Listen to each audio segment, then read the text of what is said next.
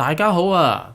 大家有冇參加呢個 Microsoft AI Skills Fest 嗰個活動呢？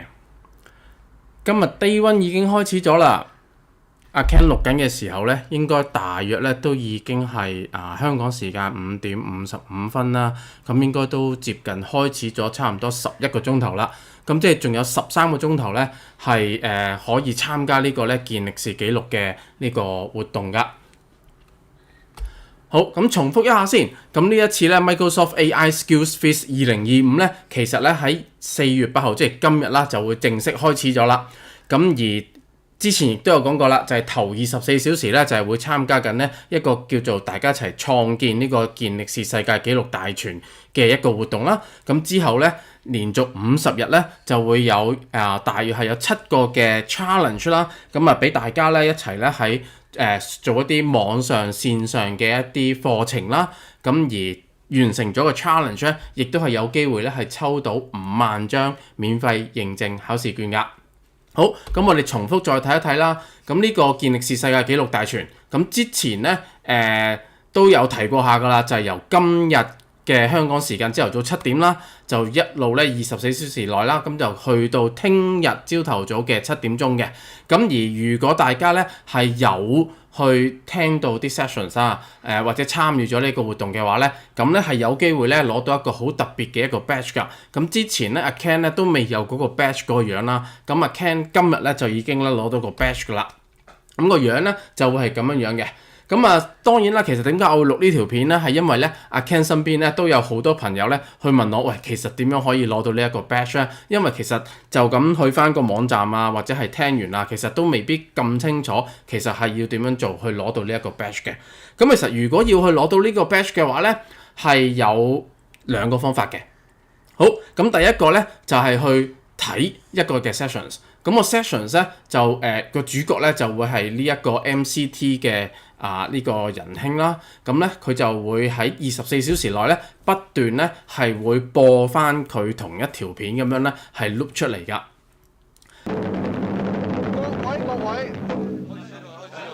各位朋友，大家好，歡迎各位收睇我哋呢一個天外飛仙嘅解剖過程。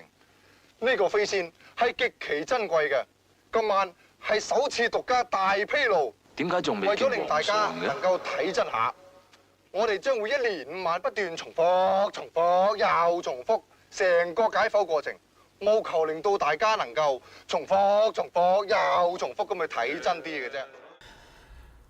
咁而另一個咧就係去上一個 Microsoft Learn 嘅 training 啦。咁嗰個 training 咧，其實咧係都係去一個 link 嗰度啦。咁條 link 然之後咧，你就會 tick 翻佢其中Microsoft Learn 嘅其中一課程仔啦。咁個課程仔完成咗之後咧，佢亦都係會可以咧俾你咧係當係已經係參與咗呢個健力士世界紀錄嘅呢一個活動噶啦。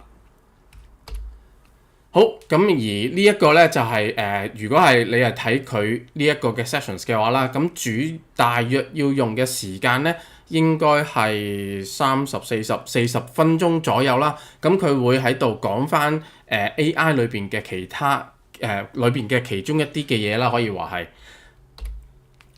好，咁如果你無論你係睇咗佢條片啦，定係話參與咗個 Microsoft Learn 嘅一個 online 嘅 training 啦，咁你跟住咧就可以咧去呢一個或者你攞個手機去掃呢個 QR 啦，或者去呢一條 link 嗰度啦，咁然之後去入翻，咁就話俾等 Microsoft 通知到 Microsoft 知啦，咁就話你已經係 attempt 咗其中一個方法嘅，咁可能2個都聽咗啦，或者係你其中一樣啦。咁如果之後咧攞到個 badge 之後啦，你可以咧佢亦都即係歡迎大家啦去 tap 翻落去一啲唔同嘅媒體裏邊啦。咁如果你係 YouTube 或者係你係喺LinkedIn或者係譬如小紅書呢啲，咁其實都有可能啦。咁而咧其實咧阿 Ken 亦都揾到咧有一個 poster，咁個 poster 咧其實係講翻今次呢個50日嘅活動裏邊咧，其實係包含咗啲乜嘢嘢嘅。咁其實咧係有好多唔同嘅一啲sections 啊，或者係唔同範圍裏邊嘅一啲嘢咧，其實係有㗎。咁我亦都 post 咗呢條 link 喺度，咁大家可以 download 翻呢個PDF 嘅 file 啦。咁然之後咧喺裏邊咧，你可以撳翻嗰啲藍色嘅掣咧，就可以開翻去翻嗰個相關嘅嗰個 page 裏邊㗎啦。好，另外啦，重複再講翻啦，其實今次就係主要活動都係有5萬張嘅免費認證考試卷啦，咁而其中就係7個嘅 challenge 你要完成其中一個啦。咁如果你完成多過一個咧，其實係純粹你只係攞多咗一個 digital 嘅 badge 啦。咁但係你去抽呢一個免費認證考試卷咧，其實你都係得一個機會嘅啫。咁所以無論你係1個定係7個完成晒咧，你都係得抽到一次嘅啫。好。咁而上一條片咧，其實阿 Ken 咧係嗰個時間上面咧係做錯咗嘅，因為咧原本係應該係 Pacific Time，咁其實係香港係快少少㗎啦。咁所以其實每一個日子咧，其實對比應該係上一次講嘅時候咧，應該係4月8號至到4月16號咁去講啦。咁但係實咧諗翻，其實應該係4月9號至到4月17號先啱嘅。咁其他每一個星期咧都係咁樣順騰咗一日㗎啦。好，咁咧我哋而家咧亦都同一時間咧就直接去翻咧就係呢個Microsoft AI Skill Quiz 嗰個主頁嗰度啦。咁啱得咁巧咧，阿 Ken 頭先講啦，就係播緊嗰條片嗰度咧，其實佢而家咧啱啱好就係播緊㗎。咁咧其實佢中間咧其實會攝咗其他第二啲嘅 sessions 嘅。咁但係咧呢一條片咧就會一直不停係咁播㗎啦。喺呢24小時裏邊咧都會係咁播嘅。咁另外咧第二條咧就係頭先我講啦，如果你聽完個 sessions 或者係做完咗嗰個Microsoft Learn 嘅嗰個 training 嘅話咧，你就可以咧去呢度咧填翻你嗰個係咪做好咗，已經即係參與咗呢個健力士世界紀錄嗰個創舉嘅，即係頭24小時嗰個活動啦。咁另外啦，第3個 link 咧，其實呢個咧就係頭先我講啦，就係 Microsoft Learn 裏邊嘅嗰個 training。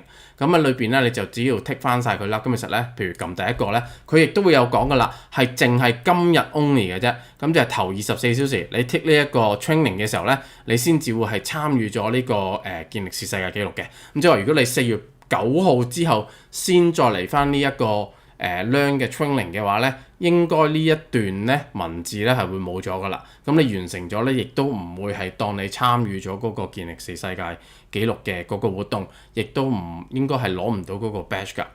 咁頭先我亦都講過啦，就係有一個 PDF 啦，咁大家可以喺裏邊咧，譬如撳翻去某一啲嘅連結裏邊咧去睇翻啦。譬如話我哋可以咧去撳翻啲 challenge 啦。咁呢度咧，其實咧我都發覺咧，其實原來佢話係有10個 challenge， 但係咧如果真係參加呢個送免費考試卷嘅話咧，就只係其中7個嘅啫。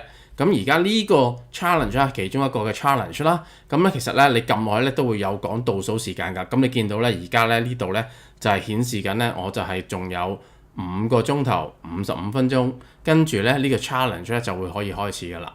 咁跟住咧，我就可以咧直接開始就係跟翻呢一個 challenge 裏邊所提供嘅一啲呢個 challenge 裏邊牽涉嘅 Microsoft Learn 嘅一堆嘅課程。咁我就可以慢慢去讀翻嘅課程佢啦，跟住再完成佢啦，跟住就再填翻上一條片講過咧，就係有一條 link 咧就可以俾我哋填翻個表，就係話我哋已經完成咗個 challenge，跟住就可以參與咗嗰個免費認證考試卷嗰個抽獎活動啦。好，咁咧，今條片咧就係嚟到呢度啦。咁如果大家中意呢條片嘅話，請 comment 啦、like 啦、share 啦、subscribe 㗎，多謝支持 ，thank you。Hi! We're all hearing a lot about artificial intelligence lately, and it can be pretty confusing. But not to worry, help is here. Welcome to AI Adventurers, our video series starring Minecraft's own Agent and Chicken. Together, they explore the fascinating world of artificial intelligence, beginning with what is AI and how does it work? Finding information used to be a lot like fishing. You had to search in so many different places. And if you didn't look in the right place, you wouldn't find what you were looking for. But today, you can use the power of AI, artificial intelligence, to help you search for information. AI is a technology people created that can do many things, including helping come up with ideas and solutions for big problems. It's a bit hard to explain, so Chicken has volunteered to help. Yes, you. First, programmers have to teach the AI model. That's like Chicken training on huge amounts of information about lots of different things.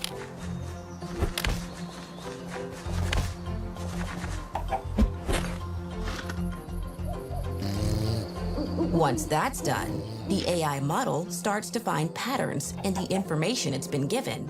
Like, books about tigers often mention cats, but websites about cats rarely mention cars.